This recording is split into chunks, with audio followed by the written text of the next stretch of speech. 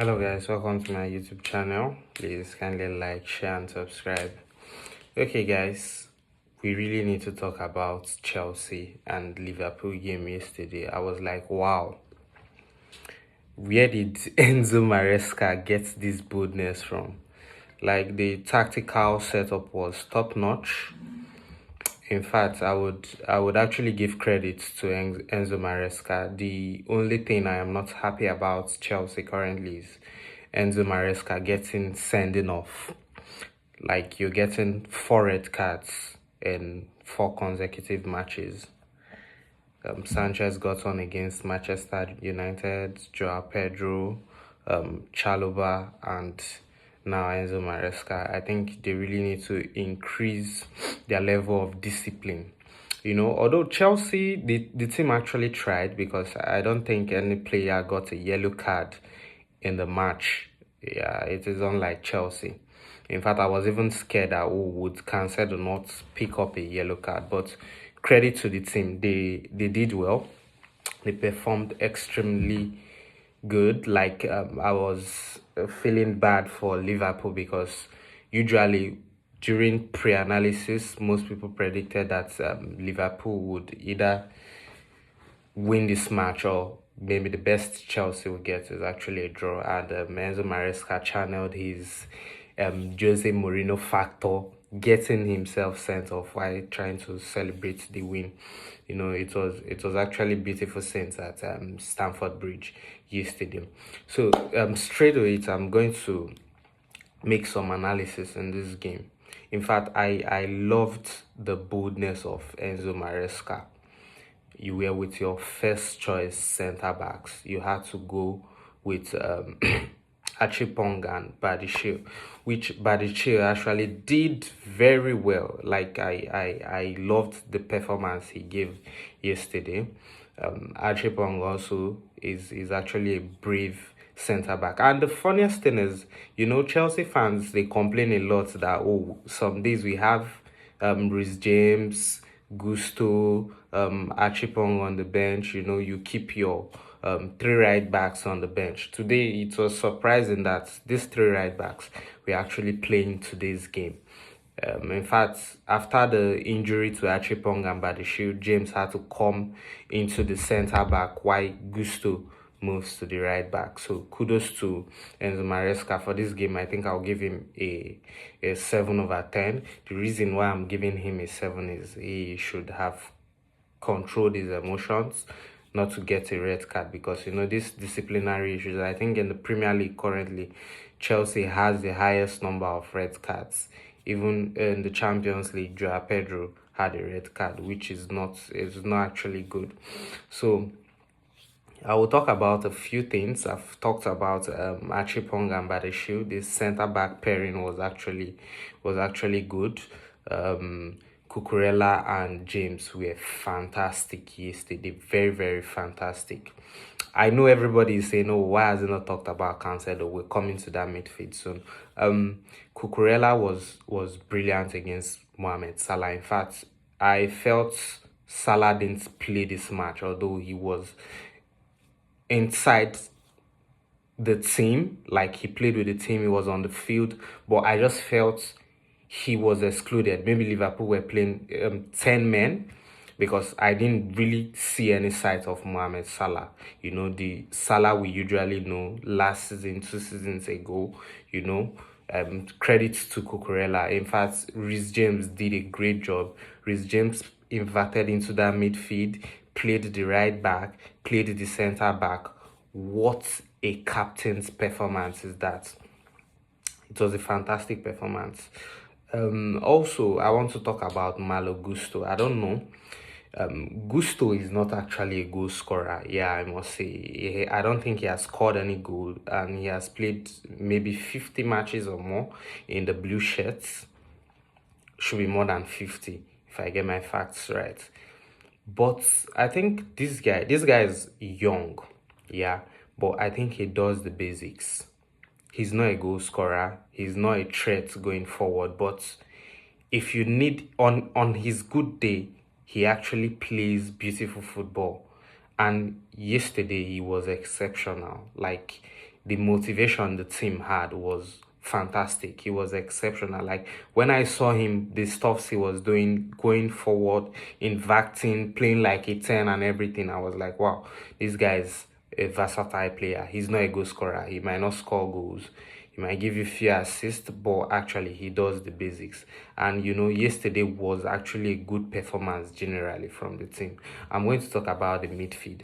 In fact, I'm actually it's actually sad that Lavia and Reece James are not really fit. Although Reece James is actually recovering, he has played, a quite number of matches recently, and he has not gone back to injury. But my word, if Lavia can still fit, trust me, Chelsea midfield is one of the best midfields in the league. They have the best midfielders. You have Enzo, you have Santos, you have Bonate, you have Lavia, you have Cancedo. These players, they're actually good. And I think Santos might not break into the first team. Let's be honest, because if there's Lavia, Cancedo, and Enzo, I think they will be the first team players, especially. And most times, Maresca tries to manage Lavia. What I've noticed is Lavia most times, most of his games are against Liverpool. And man, this guy performs as if he never left. Like Lavia comes in and he came in the second half and he was playing as if, oh, he has been playing all seasons. He had preseason. I got confused. Is this actually Lavia? The control and everything, the calmness he brings to that midfield. His ball control is top notch. So honestly, I would say Lavia is one of the best midfielders, to be sincere and to be honest, of his own generation. In fact, forget about Pedri and Gavi. You see, if Lavia stays fit, trust me, he's going to get to that top. The guy is a classic midfielder and a classic player. And boy, oh boy, come on, that goal from Cancedo. That goal is top notch. Like, I felt he could have even had like 2 or 3 goals yesterday, trust me, because there was one of the shots he took that the Liverpool goalkeeper Mavashela so had to push away. It was dipping inside the net, and trust me, that shot is like he should be one of the greatest midfielders alongside them Kante and Makalele. Trust me, Cancedo is in that grade and in that class. The guy is a good midfielder. Enzo also tried a lot, he brought that pass that he gave to Cucurella. He should have scored, because I felt that header that he placed and, the ball was going and had to hit that post. I felt he should have buried that. That should be inside the net, should be coming from back of the net. So I just felt the midfield actually did a good job yesterday. Somebody who I was not impressed with was Garnacho. I felt Garnacho, he was trying to impress, although I know he's still young, but I think he actually needs guidance. Garnacho is too soft for me. You don't fall under every little pressure. Everybody was arguing that, oh, the push was required a penalty and all that. I felt he went down too easily. He was waiting for the contact. That is what you are trained to do as a footballer.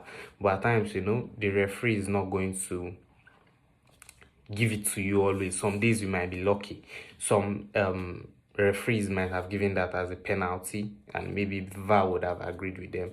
But you actually have to be strong a little bit. You don't have to just go down easily. He was falling in fact, excluding the penalty incident, the one in the box, there were some times I had to give the ball away due to falling under. Maybe there might even be no pressure at all, and he's just trying to win a free kick or something, and he falls, and Liverpool counters Chelsea.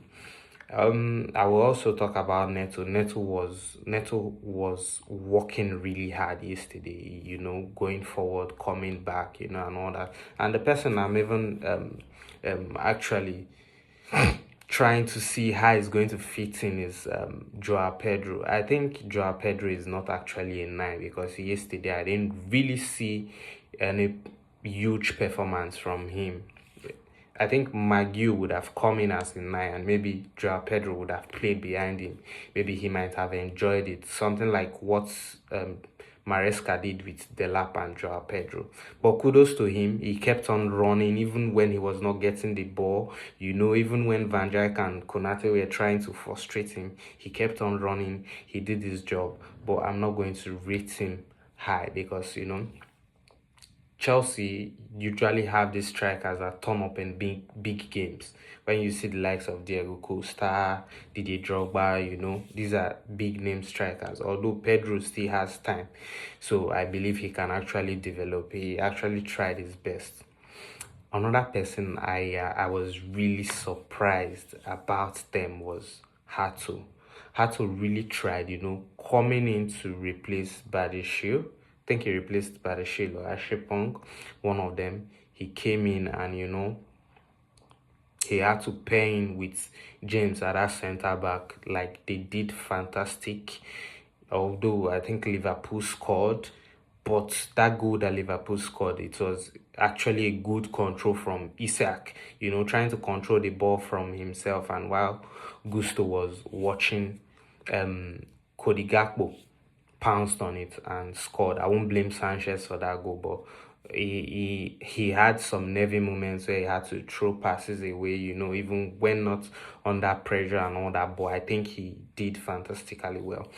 Gittins and Estavo, actually, they wowed me. Like, these guys came in and, when I was thinking that, okay, after Liverpool equalized, Maresca would maybe want to settle for a draw. Instead, they brought in those two guys with Maguire, Estavo, and Gittins. And, Gittins, although he has not really performed to how he was hyped, but he did well yesterday, trust me. And I believe maybe it's going to be a starting point for him to hit the ground running. Estavo was, wow, like the confidence in this boy, you just have to love him. You have to love him. Like, he's a gem. Because every time Chelsea had the ball, they were trying to give it to him, give it to Estavo, to ensure that, he has the ball. So the subs yesterday were perfect. I would give, for the subs in the Liverpool game, the substitution, I'll give Enzo Maresca a 10 because initially I felt maybe it was due to the fact that he also had a depleted bench. So these were the things available for him. These were the tools available for him. That is why he actually used them. But most times you try to, even when you're taking risk, you try to put in an attacking player, not removing all your attackers. What I felt he would have done initially, maybe he would have removed maybe his striker, bring in Bonate or, stuff like that. But he didn't do. He went man for man. As he removed Pedro, he brought in Maguire. He removed Pedro and Garnacho. He brought in Gittins and Estavo. That is how it should be. Not most times you get a red card and, you sacrifice all your attacking players. So if you're trying to defend only, what happens to the attack? And when they score you, that means there's nothing you're going to do because the defenders are not going to go there to score for you. So honestly speaking, I felt Chelsea did well. They played a great game. It was a fantastic performance from Enzo Maresca, and he was overjoyed. Will I say the joy he has was like, I don't know how to explain it. He was very, very happy because beating Liverpool is not something that is easy with the likes of Isak, Hugo Ekitike, Salah, Cody Gakpo, Vates, Soboslai, McAllister, Van Dijk. This team is, Liverpool is actually a complete team. So I didn't really see any flaw there that, Chelsea would actually have a chance. But, Maresca set up his team tactically. They defied all they defied